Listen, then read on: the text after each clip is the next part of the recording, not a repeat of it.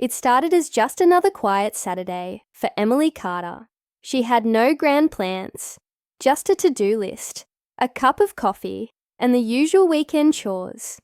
But as she glanced out her kitchen window, her eyes landed on the house across the street. The old weathered home belonged to Mr. Thompson, an elderly man who had lived in the neighborhood for as long as she could remember. His wife had passed away years ago, and since then, the house had started to show signs of neglect. Piles of leaves in the yard, dust-coated windows, and a mailbox stuffed with unopened letters. Emily had always meant to check on him. They exchanged polite waves now and then, but she had never stepped foot inside his home. That morning, something gnawed at her, a feeling she couldn't shake. Maybe it was the way the curtains barely moved, as if the windows hadn't been opened in weeks. Maybe it was the thought of him sitting alone in that house, struggling to keep up with everyday tasks. Or maybe it was just the simple realization that, in a world where everyone was so busy, people like Mr. Thompson were often forgotten. Without overthinking it, she grabbed her coat, crossed the street, and knocked on his door. At first, there was no response. She hesitated, wondering if he was even home. But just as she was about to turn back, the door creaked open. Mr. Thompson stood there, frail but smiling, his eyes lighting up with surprise. "Emily, dear," he said in his usual, gentle voice. "What brings you here?" She hesitated for a moment, then smiled. "I just thought I'd check in on you, see if you need anything." He chuckled, stepping aside to let her in. "Well, I won't say no to company." As Emily walked inside, she immediately noticed the state of the house. The air was thick with dust, and old newspapers were stacked high on the coffee table. Dishes sat in the sink, and a thin layer of grime coated the kitchen counters. It wasn't filthy, but it was clear that Mr. Thompson had been struggling to keep up. "Would you like some tea?" he asked, already shuffling toward the kitchen. Emily glanced around, her heart sinking. "Actually, Mr. Thompson, if you don't mind, I'd love to help you tidy up a bit." He stopped in his tracks, turning back to her with an expression of surprise. "Oh, you don't have to do that, dear." "I want to," she insisted. "It's the least I can do." For a moment, he looked as if he might protest, but then he smiled, a tired, grateful smile, and nodded. And so, Emily spent her Saturday dusting, sweeping, and scrubbing, while Mr. Thompson sat in his old armchair, telling her stories of his younger years. He talked about his late wife, Margaret, how they had moved into this house decades ago, how they had built a life together. His voice was filled with warmth and nostalgia, but there was also a quiet sadness beneath it. As the hours passed, the house slowly transformed. The air felt fresher, the rooms brighter. Emily couldn't explain it, but there was something deeply fulfilling about it. Not just the cleaning, but the connection. In a way, she felt like she had stepped into a forgotten world, one that had been waiting for someone to care. By the time she finished, the sun was beginning to set. Mr. Thompson looked around, his eyes glistening. "I don't know how to thank you, Emily," he said softly. "Margaret would have loved you." Her heart swelled. "You don't have to thank me. I'm just glad I could help." She was about to gather her things and head home when Mr. Thompson suddenly cleared his throat.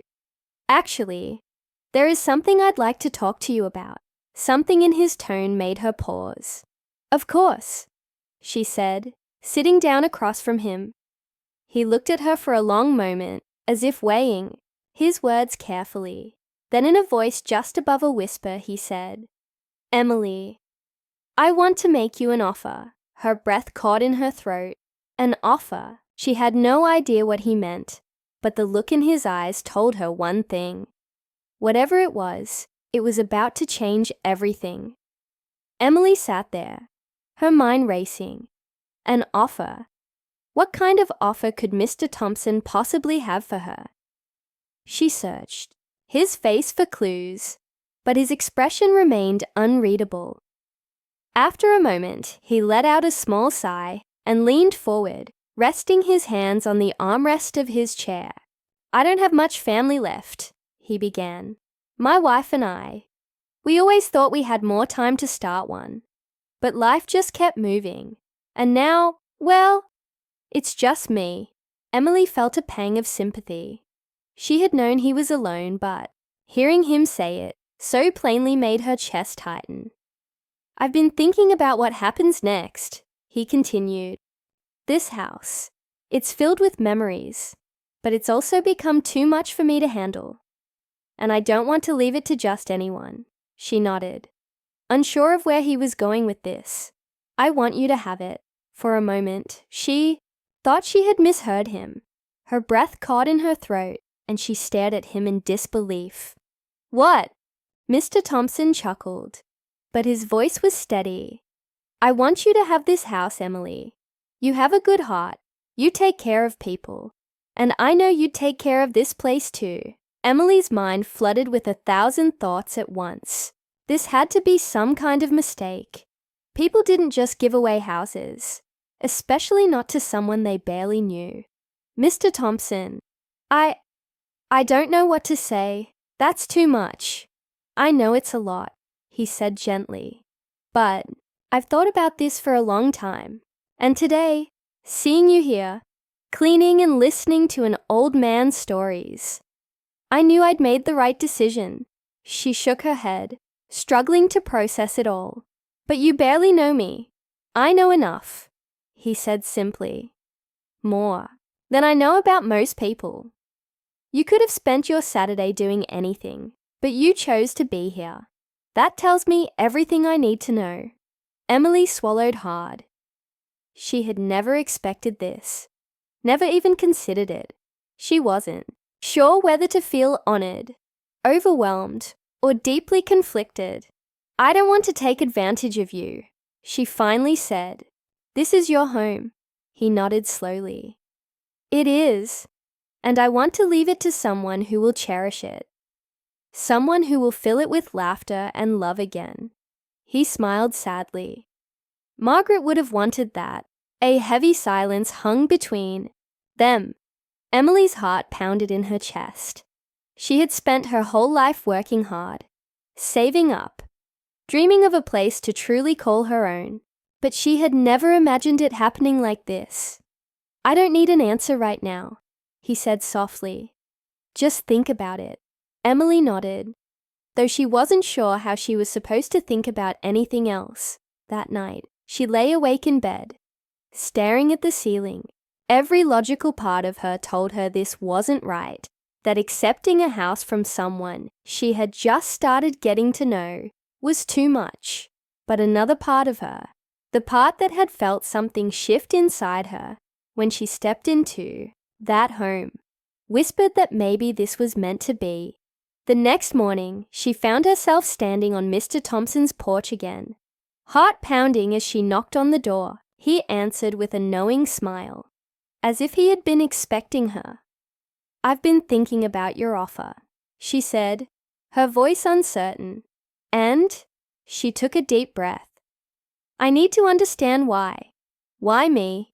He studied her for a moment, then motioned for her to sit. "Emily, do you believe in fate?" She hesitated, then shrugged. "I don't know. Maybe." "I do," he said. "I believe people cross paths for a reason.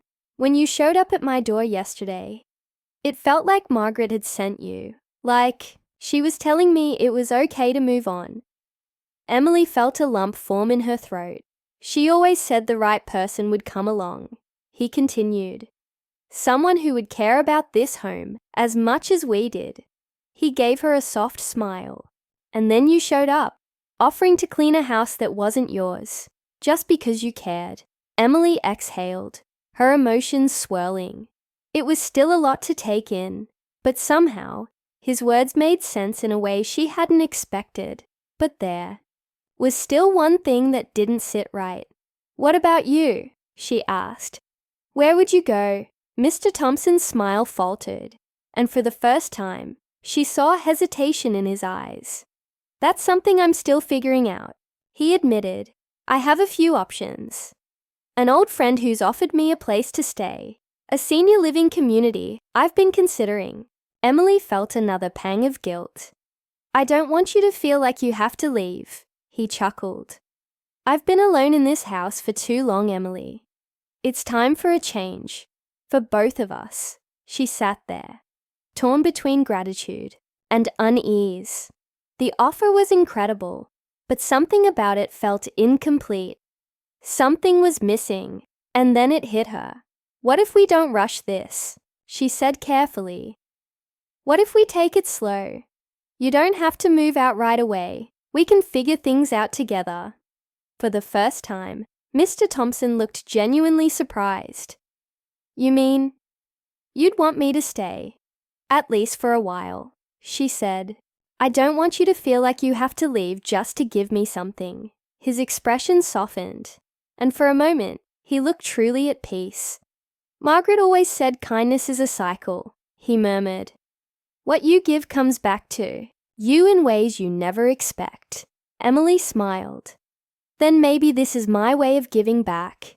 As she left that afternoon, she still didn't have all the answers. But one thing was certain. This wasn't just about a house anymore. It was about something much bigger. And deep down, she knew the real story was just beginning. In the weeks that followed, Emily and Mr. Thompson fell into an easy rhythm. She visited nearly every day, sometimes bringing groceries, sometimes just stopping by to chat.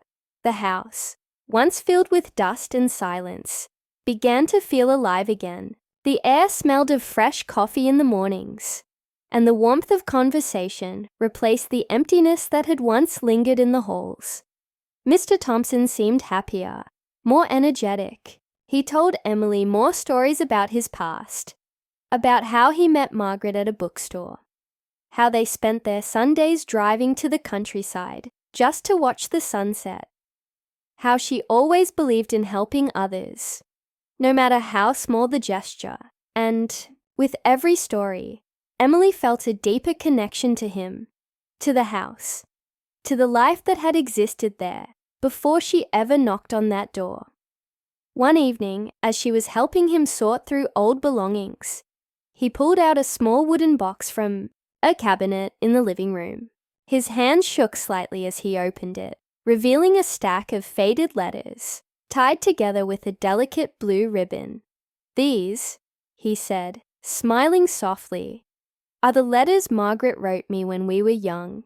Emily leaned in, intrigued. "You kept them all?" "Every single one." His voice held a deep tenderness.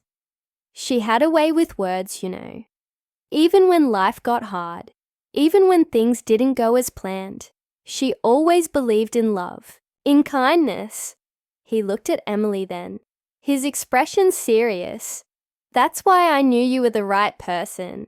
Margaret would have seen what I see in you." Tears pricked at Emily's eyes. She had come into Mr. Thompson's life by chance. Or, at least, that's what she had thought. But now she wasn't so sure. Maybe some things weren't coincidences. Maybe they were meant to be. Then, one afternoon, everything changed. Emily arrived at the house as usual, but something felt off. The curtains were drawn, and there was no sign of Mr. Thompson sitting in his usual chair by the window. Her heart pounded as she knocked on the door. No answer. She tried again, louder this time. "Mr. Thompson." Still nothing. A wave of panic rose in her chest. She quickly pulled out her phone, ready to call for help, when the door suddenly creaked open. Mr. Thompson stood there, but he looked different, pale, tired, as if the weight of something unseen had settled on his shoulders. "I was just resting," he murmured, forcing a smile, but Emily could tell something was wrong. She stepped inside, guiding him to his chair. "You don't look well. Maybe we should call a doctor." He shook his head. "No doctors. I just need to sit for a moment." Emily hesitated, but she could see the exhaustion in his eyes. She sat beside him, waiting. After a long pause, he finally spoke. "Emily, I need to tell you something." She tensed. "What is it?" He took a slow breath. "I knew I didn't have much time left." The words hit her like a sudden gust of wind, knocking the air from her lungs. He continued before she could respond. "That's why I wanted you to have the house. I didn't want to leave it empty. I didn't want it to become just another forgotten place." His voice was soft, but steady. "I wanted to know that someone would care for it. For me." Before I was gone, Emily shook her head, tears blurring her vision. "Don't say that. You're not going anywhere." He smiled, the same gentle, knowing smile he had given her that very first day. "We all have to go sometime, dear." He reached out and patted her hand. "But meeting you made these last weeks feel like a gift." I didn't feel alone anymore.